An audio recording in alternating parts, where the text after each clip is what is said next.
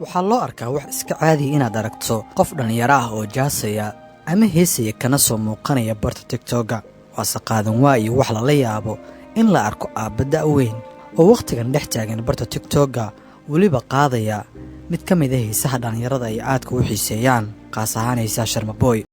yo abo malagaaliga wow lagu yiri baxwariya waa kuma ninkan maxaa ka jira inuu yahay abwaanka Sharmaboy sida ay dadka badi ee muuqaalkiisa faafinayay ku soo dulqorayeen sababta ku kaliftay inuu soo galo barta TikTok-ga marunba inuu yahay sheekh dadka ka wacyigeliyay heesaha iyo waxyaabaha xunxun iyo ka hadalka xaqiiqooyinka dhabta ah ee ninka la xiriira ee adi ahaan ka qarsoon. intaana guda gelin waxaan ku rajeynayaa inaad caafimaad qabto sida aniga baan caafimaad qabo. waxaan ku xasuusinayaa inay muhiim tahay inaad muuqaalkan like saarto si muuqaalku saaxiibo badan u gaaro una share garay asxaabtaada kale ee Facebook si aan u helno saaxiibo wanaagsan sida adiga oo kale. waad ku mahadsan tahay daawade sida aad inoola jaanqaado. oo anyu abo malagaaliga wow lagu yiri baxwariya waxaa baraxaya bulshada ku kala warqaaday social media qaas ahaan TikTok iyo Facebook qabsaday odaygan kaasi oo muuqaalo soo geliyay bartiisa gaarka ah TikTok isla mar ahaantan ay ka falceliyeen dad badan. qaar ka mid ah dadka ayaa siyaabo kala duwan uga falceliyay odaygan u muuqday ciyaalka xaafadda marka la eego heesta uu soo qaaday oo ah nooca ay dhalinyaradu jecel yihiin. intaadan go'aamin waxa adiga ku muuqanaya waa muhiim inaad ogaato ka jawaabida su'aasha ah maxaa ku qasbay inuu ka soo muuqdo barta TikTok iyo in muuqaalkiisii ugu horreeyay uu ka dhigo isaga oo qaadaya heesta Sharmaboy. muuqaalkiisii ugu horreeyay uu soo geliyay odaygan barta TikTok-ga wuxuu ahaa isaga oo qaadaya heesta ay wada qaadaan Sharmaboy iyo The Boss waliba qaybta uu heestaasi ka leeyahay alfanaan Sharmaboy. yo abo malagaaliga wow lagu yiri baxwariya oo anyu abo malagaaliga wow lagu yiri baxwariya. falcelinta muuqaalka aad hadda daawatay isaga oo qaadaya heesta Sharmaboy waxa ay noqotay mid ruuxday baraha bulshada waliba garaacday albaab walba. hubaal waa ay yar tahay qof aan arkin odaygan loogu yeeray abwaanka Sharmaboy. muuqaalka heesta Sharmaboy waxaa ka helay oo like saaray 24,000 waxaana muuqaalkaas sii shirgariyay 3,461 qof taasi oo odaygu uu ku soo jiitay indhaha dhalinyarada iyadoo ay dadku wada sugayeen waxa uu xigi doona. haddaba maxaa u xigay? rasuuli salaamullaahi calaykum.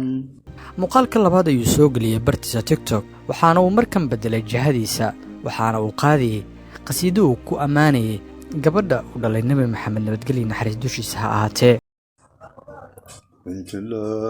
rasuuli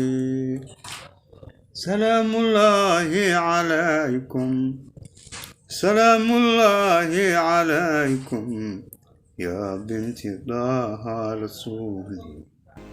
haddii aan eegno dhanka falcelinta muuqaalka aad hadda daawatay way ka duwaneed kumanaan jeer marka la eego waqtigii uu qaadayay heesta Sharmaboy waxaana muuqaalkiisa labaad ee ammaanta gabadha nabiga nabadgelyo naxariis korkiisa ha ahaatee ka helay ama laag saaray 3,281 qof waxaana shirgaraysay 23 qof oo kaliya.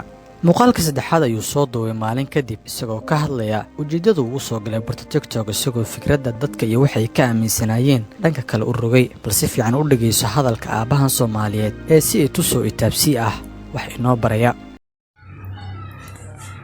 waxa weeye fikirka dadka waa kala duwan yahay in walba macnaha sibaa fikirkiisu yahay. ha u arkin hawshan inay tahay macnaha arrintan inay tahay TikTok inaan fasahaad iyo ulajeed kala yahay. fikir baan ku gudbinayaa marka fikirka aan ku gudbinayo fiiri kelmadaha dhuux. 2 video baan soo geliyay hadda labada video aan soo geliyay u dhabagal hadalka fiiri adoon si xun u fasirin noogu soo gudbi ra'yigaada.